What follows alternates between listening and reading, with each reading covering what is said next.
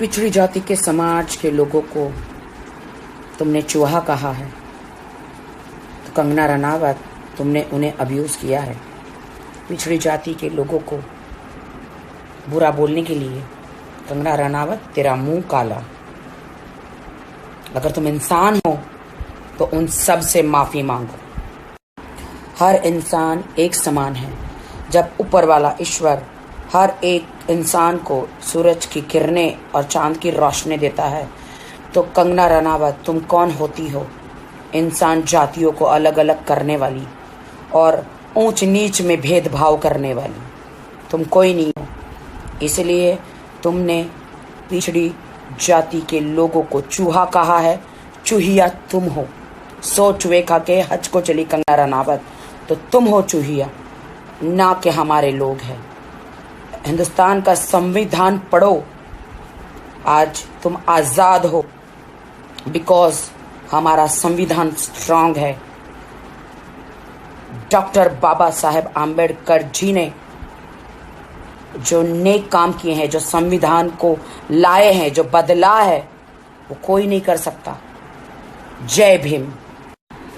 पुराने ज़माने में औरतें हस्बैंड के मर जाने के बाद सती की जाती थी, उनके बाल निकाल दिए जाते थे। आज तुम आज़ाद हो क्योंकि हमारे लिए संविधान है।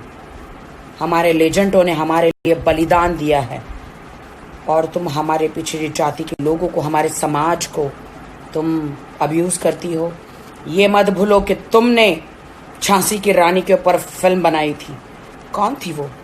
वो भी पिछड़ी जाति की एक महिला थी जिन्होंने युद्ध किया था अपने लोगों के लिए।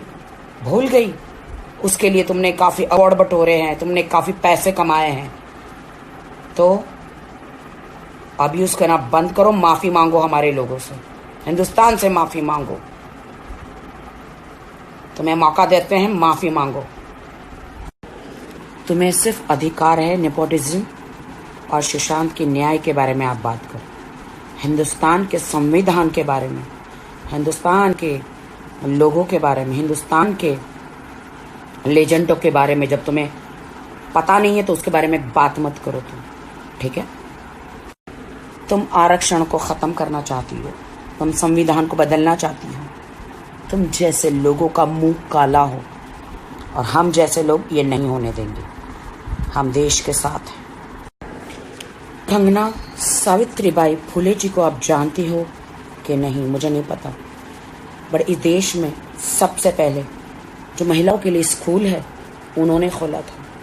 तो आज तुम पढ़ लिख कर इतना चबड़ करती हो, तो तुम्हें उन्हें धन्यवाद देना चाहिए, उनकी आरती उतारनी चाहिए, उनको पूजा करनी चाहिए।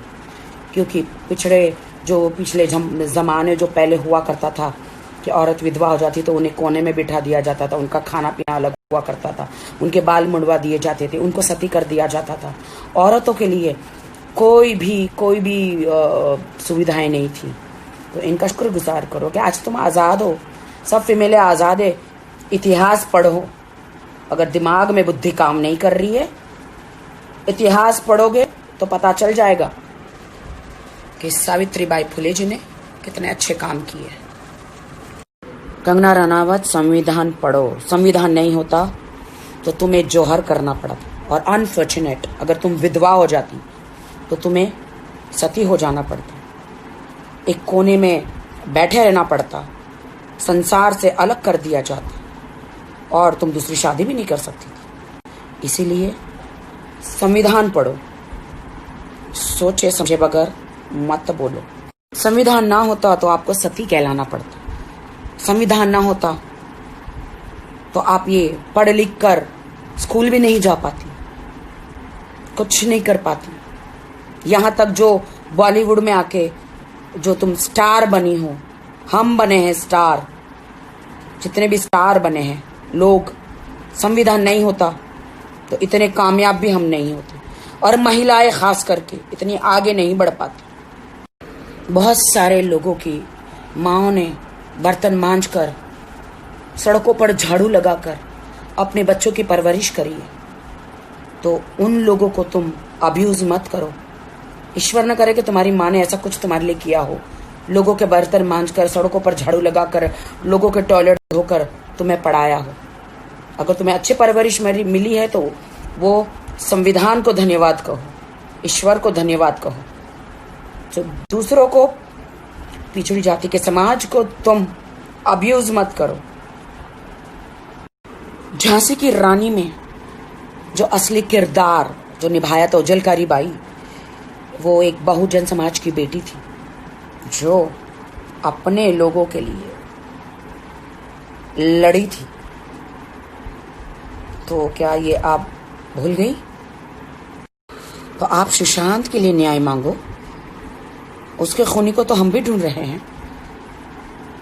4 फोटो मोदी जी के साथ क्लिक कराने से आप देश के प्रधानमंत्री नहीं बन जाएगी।